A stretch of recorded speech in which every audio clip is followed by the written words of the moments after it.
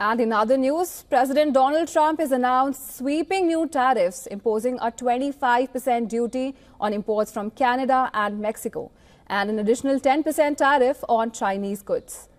The justification? Well, an emergency declaration under the 1977 International Emergency Economic Powers Act, or IEEPA, citing the threats of fentanyl trafficking and illegal immigration. Now, this marks the first time IEEPA has been used to impose import tariffs, a legal stretch that trade experts will say that they face swift court challenges. Historically, IEEPA has been reserved for economic sanctions, not trade penalties, raising serious questions about the scope of presidential powers. Now, the legal experts argue that Trump's move pushes the boundaries of executive authority.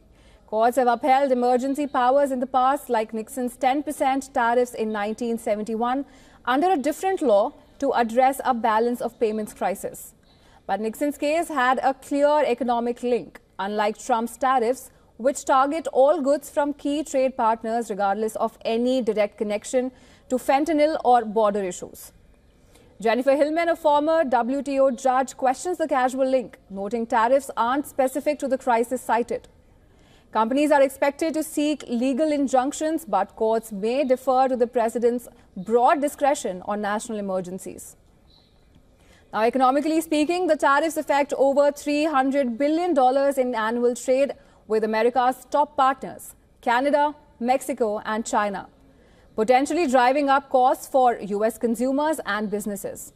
The political fallout is already unfolding. Senator Tim Kaine has introduced legislation to restrict IEEPA's use for tariffs, arguing that it was never intended for this purpose. The broader concern, well, it is that the courts uphold Trump's move. It could set a precedent, allowing future presidents to impose tariffs without congressional oversight. As legal battles loom, the talks extend beyond trade policy, challenging the balance of power between the executive branch and Congress.